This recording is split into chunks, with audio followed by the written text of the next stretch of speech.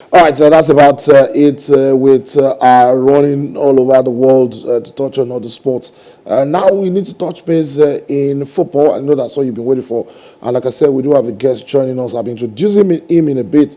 But quickly, we're going to be starting with the Premier League. We're going to be looking around everything that has happened over the course of the season to try to review, try to go over them again, try to analyze the do's and don'ts, analyze the people who did well and those who didn't do well, those who deserve reverence and those who don't, after what was a roller coaster of a season in England. But quickly, before we get into that, Chelsea have confirmed the appointment of Mauricio Pochettino as their head coach. They did that yesterday, tasking the former Tottenham Hotspur and Paris Saint-Germain manager with reviving their fortunes after a dismal season.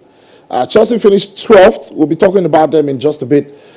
Finished 12th on Sunday following a chaotic campaign during which they had Thomas Tuchel, they had Graham Potter, and of course Frank Lampard came in on an interim basis to manage the club. But now Pochettino, who has signed a 2-year contract with the option of a further year, will start work at Cobham on the 1st of July.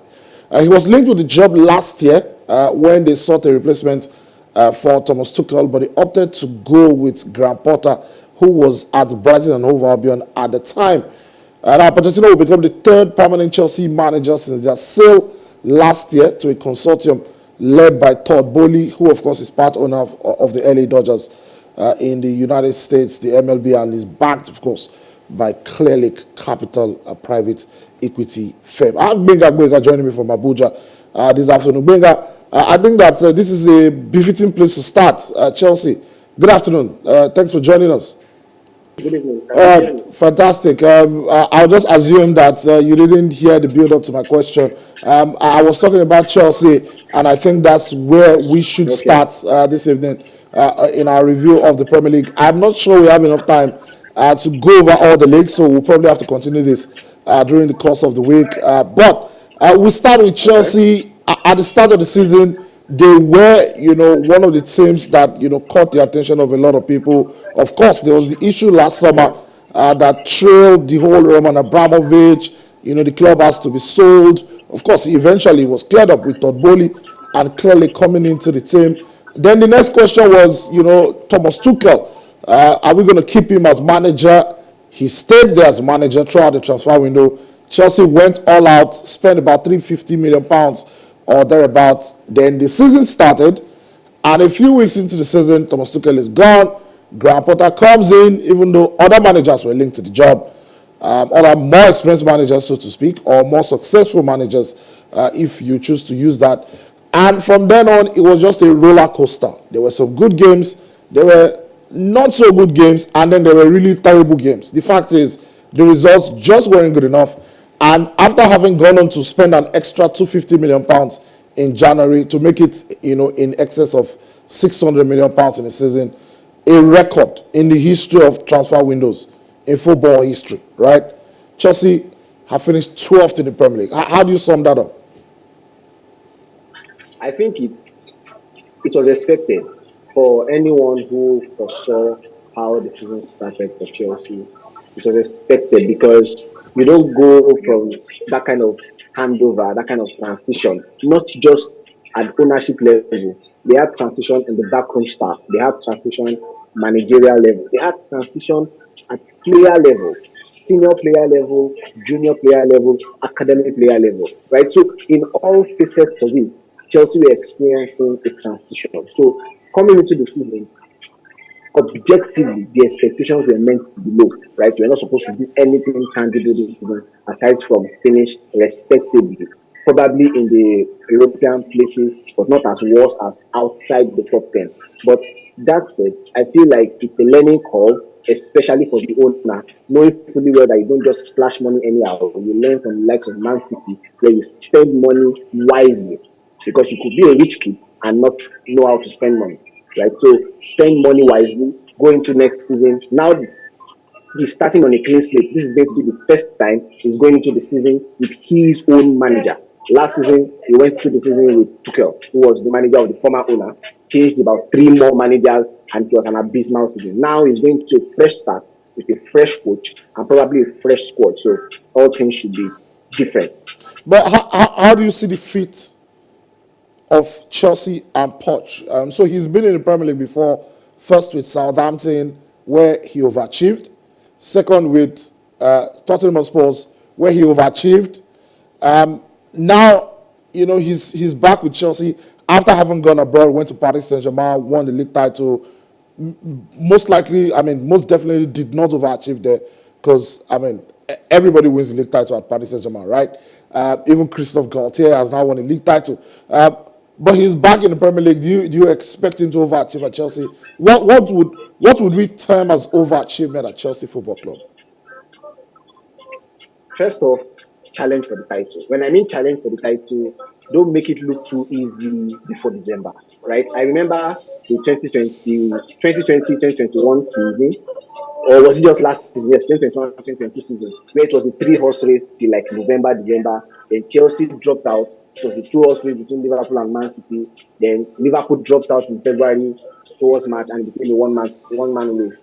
So I feel like that is the next thing for Pochettino. Coming to the next season, knowing fully well that this is a Chelsea side that has been successful for close to 19 years, almost 2 decades, and success in terms of always winning a trophy, be it a domestic trophy, be it an international trophy, be it a global trophy. I mean, this same Chelsea just won the FIFA Club World Cup two years ago after winning the Champions League. So it's a club that has the culture of winning. So he needs to bring that mentality back to the squad. And he's somebody who can do that. I mean, a deficient Tottenham side, he got to the final of the Champions League, albeit lost to Liverpool. But he can do it with the ample of resources at Chelsea at the moment. Are you suggesting that in quotes, title push until December would be good enough? Because you look at how much has been invested in this squad, and I understand that money does not necessarily translate into immediate success. But it's been 1 year these guys have been together. Another season where they don't challenge for the title going to the end of the season. And of course, they're not in Europe. There are cup competitions. There's the FA Cup, there's the League Cup. Don't you think that maybe Chelsea fans will be expecting a lot more from Pochettino's reign than just being there or thereabout in December? Right? You can't keep what you don't have. I mean, and Eric Ten Hag came into a Manchester United side that was already struggling from the previous season. And for all what it's worth, Manchester United are celebrating winning the EFL. Yeah, but United were a side that had not been invested in as much as Chelsea have invested in their squad this year. Financially, Manchester United have spent everybody in the last decade. I mean, that's well documented. Fair enough. Yeah, fair enough. I criticize them for it, but I'm saying Chelsea have just spent £600 million on this squad. Definitely, Eric Ten Hag did not inherit a squad that had the quality of just ingesting £600 million. Yes, United can afford it, but they didn't do it. Okay, let me put it this way. The success Manchester United are experiencing this season is absolutely down to the manager. Has nothing to do with the owners. Has nothing to do with administration. Has nothing to do with sporting director. It's down to Ten Hag. But if you look at Chelsea, Chelsea have succeeded over the years, not just based on the managers they've had, but based on the backroom staff, the administration, and the owner. I mean, Roman Abramovich could jolly well win the best owner of the modern century before he was sanctioned and he had to sell his belongings in UK. Look at Marina Granovskaya. She's well sought after when it comes to sporting direction. Look at Peter Cech. I mean, when he was leaving, the fans knew that it's going to spell doom coming to the next season. So it's not just down to the manager alone. Now, Pochettino is coming, having done well with Tottenham where he was not back. He's coming to a Chelsea side where he will definitely be back. Maybe not this season as much as last season, but he will definitely be back because this is the owner that is ready to spend money, the owner that is ready to collaborate, in the words of Gboyega. So, Pochettino should fit in quite all right. I feel so. All right, so let's just leave Chelsea a little bit. I'd like to ask you, which team, I think we can both agree that Chelsea are probably the biggest disappointments of the Premier League this season. Or do you have any other candidates? Well, Chelsea, yes, but like I said, you can only gauge frustration or an outcome based on No. Are you trying to sugarcoat? Are you trying to sugarcoat The finishing expect 12th? no, no, no. It's the worst. It's the second to the worst, or maybe probably the worst since the Premier League era started, right? I mean, 1996 But was when they finished below. Gbenga, so here's it. Do you have any other candidate for a team that had a worse season than Chelsea in the Leicester Premier City. League? Leicester City. I mean, yeah, yeah, all eyes is on Chelsea, right? But I feel Leicester City should be flogged more than we flog Chelsea. Why? What Why? manage? Let's spend 2 minutes on Okay, that. Why? okay. The reason is first off, you sold your best defender to Chelsea without replacement. They did Converted replace your him. best They DM. did replace him. So, They did replace they, him with they repl- Faiz. but not with somebody who would replicate what Fofana did with them. He didn't, right? Look at the goalkeeper they got. He didn't replicate what Schmeichel did with them. So they made bad, this almost the same bad administrative Yeah, decision as well, Chelsea did. but I mean, is there any other point? If it's just about selling Wesley Fofana, right? Then you could even understand it because I mean, Leicester are not one of the biggest clubs in the league. Clearly, when they have good Yeah, players like that, big clubs will come and buy them. That's been happening yes, since before we were born, right? But when you consider the amount of injury in the first half of the season, there were many yeah, times when Brendan Rodgers had to play midfield as a centre back. That's how bad. And they have a absolutely. lot of. They had at least 6 defenders out injured, right? They've also struggled for form. In front, I don't think they've recruited properly. Still relying on Jamie Vardy at 34, 35. Kelechi, came in, did his bit. They've also had injury issues with Wilfred Ndidi, who has been a mainstay in this Leicester City side under Brendan Rodgers. Yeah. So yes, terrible season, yes, but I honestly don't think it compares with Chelsea because you have the resources, you just mismanaged it, So, but let's leave that for a bit. Maybe we'll agree to disagree. If he says Leicester, all well and good. But which team impressed you the most? I know that there's been a lot of talk about Brighton and Roberto De Zerbi. Some say it's maybe Newcastle qualifying for the Champions League, unexpectedly. Which of these sides, or do you have any other candidates? I mean, first of all, it's the top three sides. Talking about Newcastle, Brighton, and Aston Villa. Those are my top three sides, aside from the traditional big teams, because they all did something outstanding. Don't I you think mean, maybe three of them Arsenal are should playing also in be in the mix? I was waiting to see if you mentioned Arsenal. no, Arsenal were. In fact, I feel we'll talk about Arsenal next because I don't want to be mild with Arsenal. I don't want to be easy with Arsenal. And if you can't be leading the league with 8 points, match day 29, when all you needed to do was just to draw and win, what Leicester City did in 2015, 2016. And you decided to lose. First of all, drawing 3 games. I mean, they lost their last game. They lost their second to the last game. It felt like they just wanted to surrender the league. I mean, that's abysmal. They shouldn't be mentioned in any frame of Yeah, anything. but but Last but season, but this but same you're, team lost the top four. but you're reducing Gbenga. You're reducing Arsenal season to the final 10 games. It was a 38 game season where, for the most part, in the first half of the season, Arsenal did 50 points. Only one team, I think only Man City, if I'm not mistaken, have done 51 before now. That's one of the best performances in the first half of the season of any team in Premier League history, right? And also they finished second in the league at the start of the season. If you had given Arsenal second, right? And I know that we drag their fans in quotes, who uses that as excuse for their bad end to the season. But I'm saying, as a review of their season as a whole, don't you think you are being harsh when you consider that at the start of the season, if you had given Arsenal second, they would have taken it on a counter. And they achieved it playing some great football.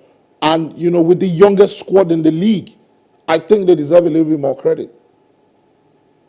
Okay, the reason why I was harsh on Arsenal is, would you rate Chelsea's third position last season a success for Chelsea? I wouldn't think not. Why? Chelsea were coming from Chelsea were coming from winning the Champions League. They were coming from winning the FIFA Exactly. Club World Cup. They were coming from winning several European games. I mean, they had a Jorginho who won the best midfielder But in Europe. Arsenal are They coming had a from not Mendy. making it to the Champions League in the last 5 or 6 seasons in a row. But they ended the season trophyless. You and I had a show where we almost agreed Arsenal were the favourites in the Europa League. They lost in the round of 16. Look at how they got out of the FA Cup. Look at how they got out of the EFL. Well, we're talking about the Premier League. So, I understand. I'm just sorry to trying to you, but we're say talking about the that, Premier League. yeah, I understand. But the point at the end of the day is they are in this league with other teams who also featured on these other terrains and still did better. Case in point, Manchester United. They are still going to play in the final of the FA Cup on the 3rd of June. This same Manchester United finished in the top four. So what did Manchester United do differently? Right? If Manchester United had the momentum Arsenal had at the start of the season, I don't think they would have bottled the league or probably not win the league at the end of the day. So Right? So I'm not saying I'm not.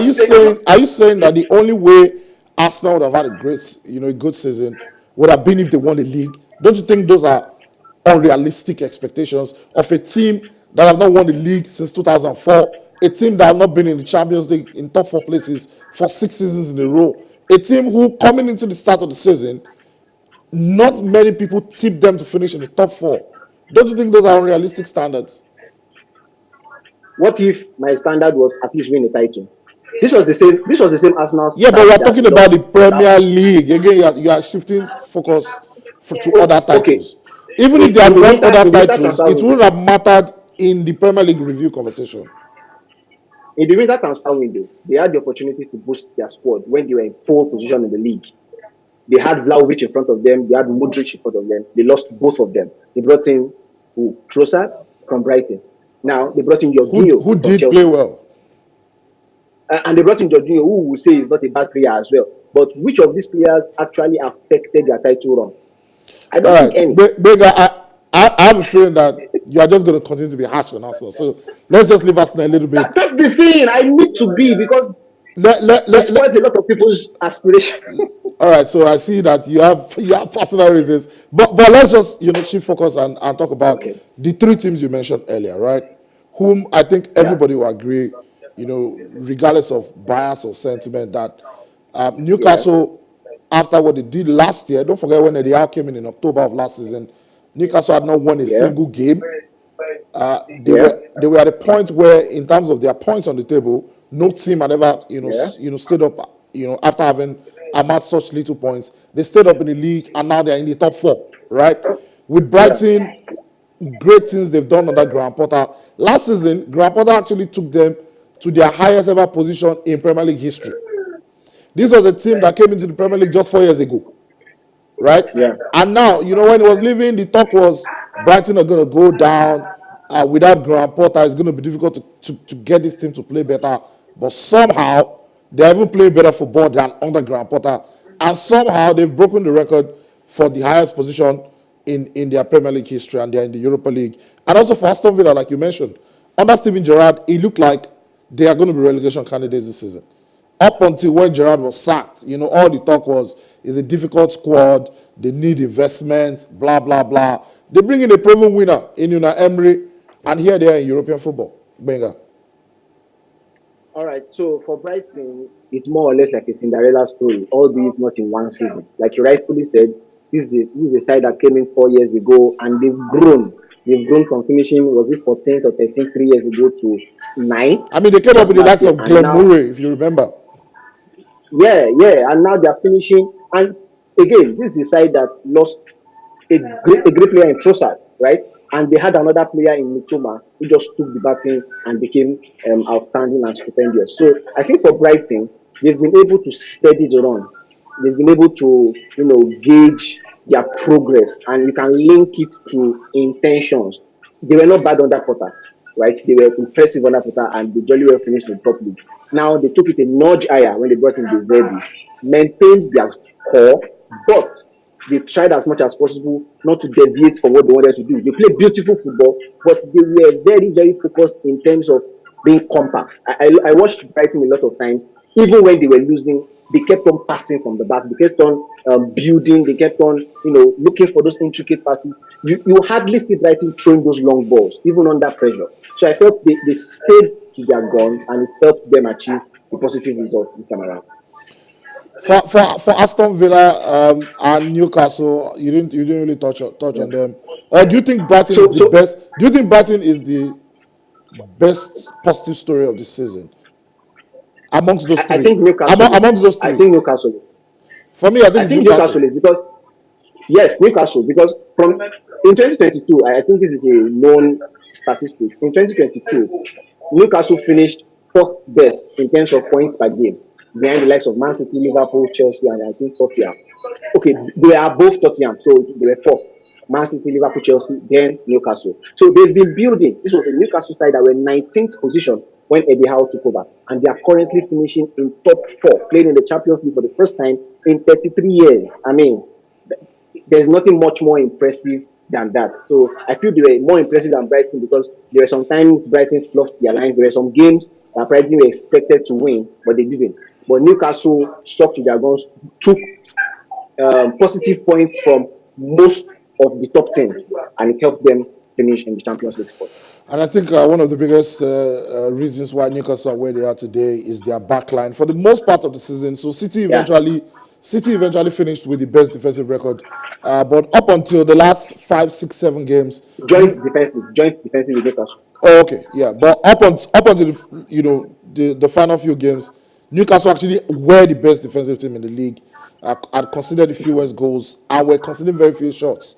So the likes of Nick Pope, they brought in Sven Botman from Lille at the start of the season, and I think he's been really immense for Eddie Howe throughout this season. Also, Isak, who did suffer an injury, and Callum Wilson, absolutely fantastic player. Still sticking with the Premier League, I think we'll just probably only do the Premier League today, and then we'll touch on the other leagues as we go on. I was Okay. hoping we could do Serie A, talk about what Osimhen and the boys at Napoli have done this year, Kvaratskhelia, and of course with Spalletti was announced yesterday that he will be going on a 1 year sabbatical. He wants to do a Pep Guardiola on us, but that's fine.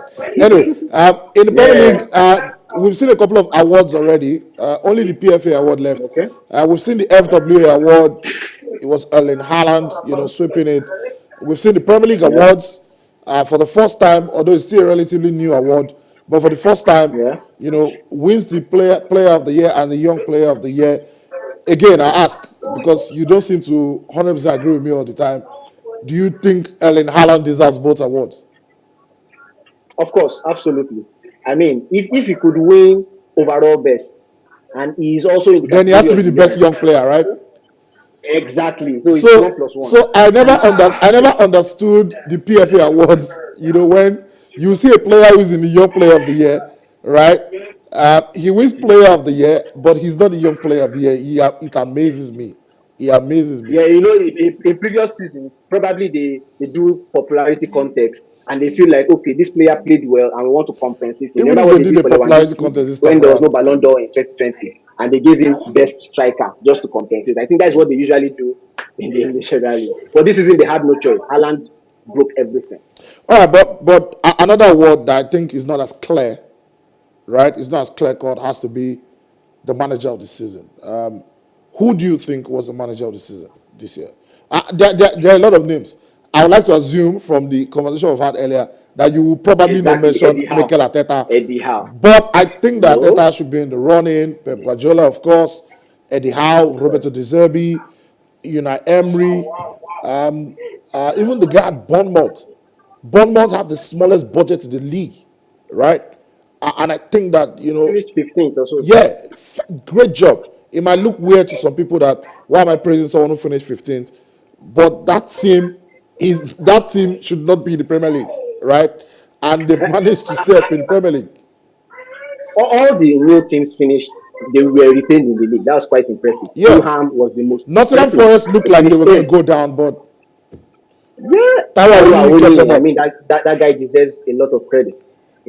Scored goals against Liverpool, scored goals against Arsenal, scored goals against important teams. I think he scored against Chelsea too. Yeah, So he yeah, did. it's quite impressive. But who manager of the season for Okay, you? Eddie Howe. I think Pep Guardiola is just equaling himself. He has set the bar. This is one of the lowest points he has accrued in all of the leagues he has won since 2017 or so. 89 So, points.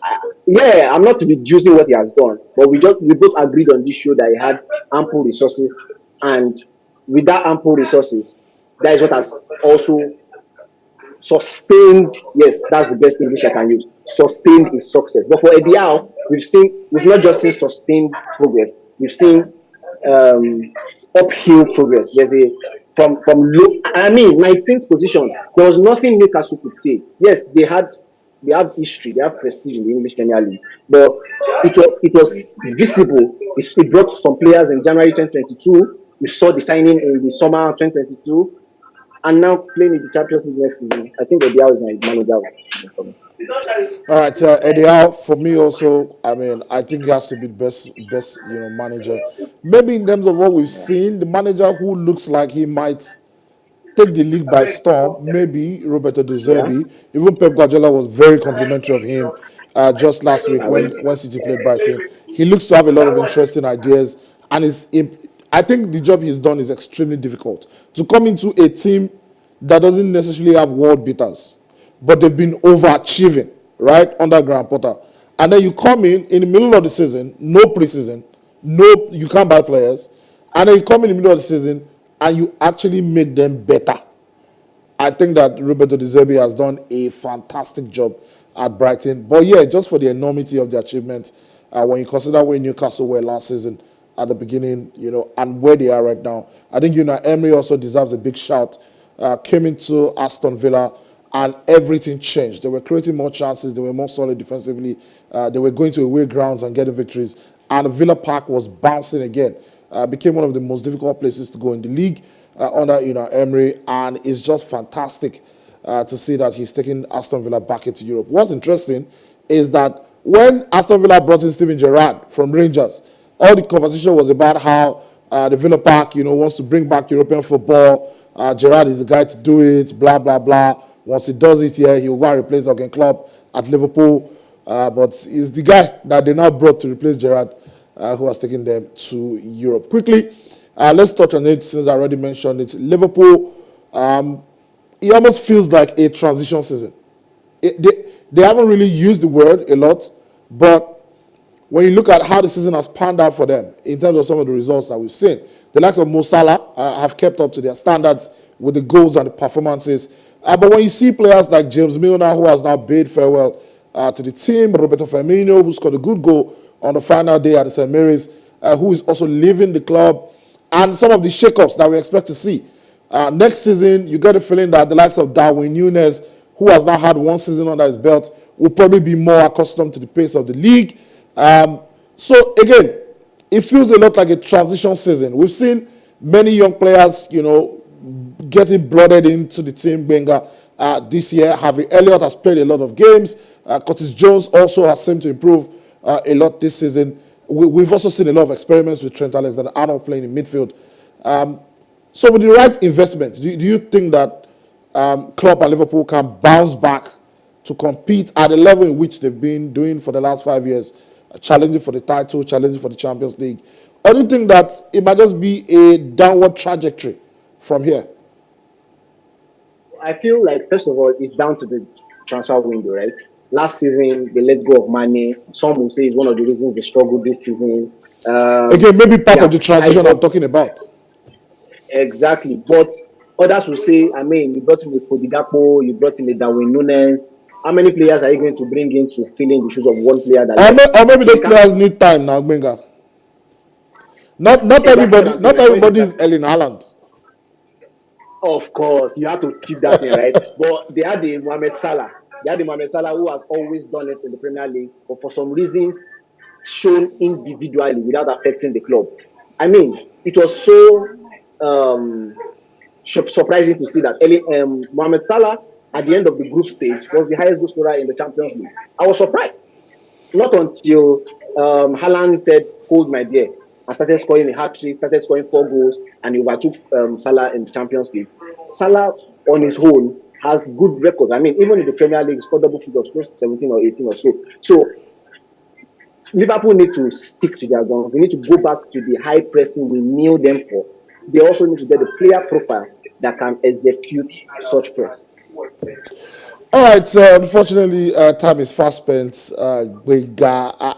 I was going to touch on a couple more teams in the Premier League, especially I also going to touch on the fate of Nigerian players. Of course, with Leicester, the story around. I mean, 7 years apart from top to bottom. Top of the league, Leicester City, being crowned champions with Claudio Ranieri, and FA Cup now, winner. yeah, also won the FA Cup under Brendan Rodgers, and now they are going to the championship. Kelechi Iheanacho, I was I trying did. to say theirs was worse than Chelsea, but you don't believe me anyway. So All right, Leicester versus Chelsea. Maybe you guys should have gone to the championship together and slugged it out to know where the worst is. all right, All right. bro. Anyway, thank you very much, Gbenga, for joining me on the show this evening. Fantastic to Thank have you you for again. having me.